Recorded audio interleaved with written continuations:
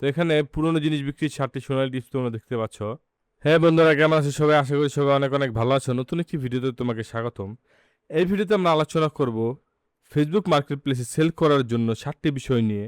যে 7টি বিষয় কিন্তু তোমাকে জানতেই হবে মার্কেট প্লেসে সেল করার আগে। তো এটা কিন্তু বন্ধুরা খুবই গুরুত্বপূর্ণ।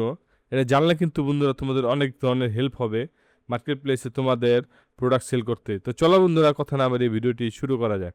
তো এখানে পুরনো জিনিস বিক্রির 7টি সোনালী টিপস তোমরা দেখতে পাচ্ছ। এটার সাহায্যে কিন্তু বন্ধুরা, তো এখানে কিন্তু বন্ধুরা আমি 7টি টিপস নিয়ে তোমাদের আলোচনা করব যে 7টি উপায় কীভাবে তুমি তোমার ইউটিউবে সেলস বাড়াতে পারো এবং সঠিক নিয়মে সেলস করতে পারো। তো এখানে দেখতে পাচ্ছ, প্রথমে আসি আমাদের ভূমিকায়। শুধুমাত্র পোস্ট করলে কিন্তু হবে না। ফেসবুক মার্কেট প্লেস দ্রুত সাড়া পেতে হলে সঠিক স্ট্র্যাটেজি বা কৌশল কিন্তু অবলম্বন করা প্রয়োজন এবং দ্রুত বিক্রয় নিশ্চিতকরণে কিন্তু সঠিক নিয়ম জানার মাধ্যমে। তো কী কী নিয়ম তোমাদের জানতে হবে সেটা কিন্তু বলবো, এবং নিরাপত্তা ও সতর্কতা সম্পর্কেও কিন্তু তোমাদের জানানো হবে। তো এখানে দেখতে পাচ্ছ 1 নাম্বার হচ্ছে সঠিক ও নিখুঁত লিস্টিং তৈরি করা। এখানে দেখতে পাচ্ছ প্রাসঙ্গিক কিওয়ার্ড ব্যবহার, টাইটেল অবশ্যই ব্র্যান্ডের নাম, সঠিক মডেল ও পণ্যের বর্তমান কন্ডিশন স্পষ্টভাবে কিন্তু উল্লেখ করতে হবে। বিস্তারিত বর্ণনা। তো তোমরা যারা আমার ভিডিওটি দেখোনি যে ফেসবুকে কিভাবে আসলে সেল করতে হয়, সেই ভিডিওটি কিন্তু তোমরা দেখলেই কিন্তু এটা বুঝতে পারবে যে আসলে এটা কোথায় কিভাবে তোমরা এই লেখাগুলো তোমরা কাজে লাগাতে পারবে এবং কিভাবে তোমরা এটা কাজে লাগাতে পারবে এই ভিডিওর সাহায্যে।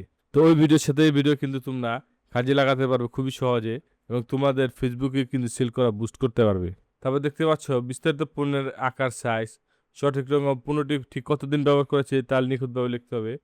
সঠিক ক্যাটাগরি নির্বাচন, ক্রেতারা যেন আপনার পণ্যটি সহজে খুঁজে পায় তার জন্য সঠিক ক্যাটাগরি বা সঠিক ট্যাগ যুক্ত করতে হবে। পণ্যের সততা বজায় রাখুন, মানে তোমার পণ্য যে কন্ডিশনে আছে সেই কন্ডিশন কিন্তু তোমাকে বলতে হবে এবং তোমার ছবির সাথে কিন্তু আকর্ষণীয় ছবি ও ভিডিও কিন্তু তোমরা যোগ করতে পারো। সবসময় উচ্চ রেজুলেশনের পরিষ্কার ও ঝকঝকে ছবি আপলোড করবে। বিভিন্ন অ্যাঙ্গেল বা কোণ থেকে ছবি তোলা ক্রেতার মানে পণ্যটি নিয়ে বিভ্রান্তি থাকে না। মানে তোমরা বিভিন্ন দিক থেকে কিন্তু ছবিটি তুলবে। এতে করে কিন্তু তোমাদের পণ্য বিক্রির ক্ষেত্রে কিন্তু উপকার হবে। তো তোমরা চাইলে কিন্তু রিল ভিডিও বানাতে পারো তোমার পণ্যের। এরপরে যুক্তিসঙ্গত ও সঠিক দাম নির্ধারণ করো। বাজার যাচাই করো, অন্য ব্যক্তিদের একই ধরনের পণ্য কী দামে বিক্রি করছে তা মার্কেট প্লেসে প্রথমে রিসার্চ করো। কন্ডিশন অনুযায়ী মূল্য, অর্থাৎ তুমি কতদিন ব্যবহার করেছো, তোমার পণ্যের ব্র্যান্ড ভ্যালু, এগুলোর উপর কিন্তু কন্ডিশন ও মূল্য নির্ধারিত হয়। আলোচনার সুযোগ, দামের ক্ষেত্রে কিছুটা দরদামের সুযোগ রাখাও এবং বিক্রিত মূল্যে মনে মনে আগে থেকে স্থির করে রাখো। মানে তোমার বিক্রির যে মূল্য রয়েছে সেটা আগে স্থির করো। কমিশন চার্জও কিন্তু যদি তুমি শিপিং করো সেক্ষেত্রে তোমাকে মাথায় রাখতে হবে। এটা হচ্ছে স্বাভাবিক ব্যাকগ্রাউন্ডে ছবি তুলতে হবে তোমাকে।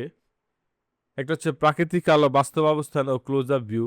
এখানে আরেকটি বিষয় তোমাকে মাথায় রাখতে হবে। তো ফেসবুক মার্কেট প্লেস হচ্ছে মূলত কিন্তু পুরনো আইটেম সেল করার মার্কেট। তাই এখানে কিন্তু তোমাকে একবারে লাইটিং যে করতে হবে স্টুডিওর মতো, বা তোমার ছবির ব্যাকগ্রাউন্ড যে সাদা রাখতে হবে এমন কিন্তু করা যাবে না।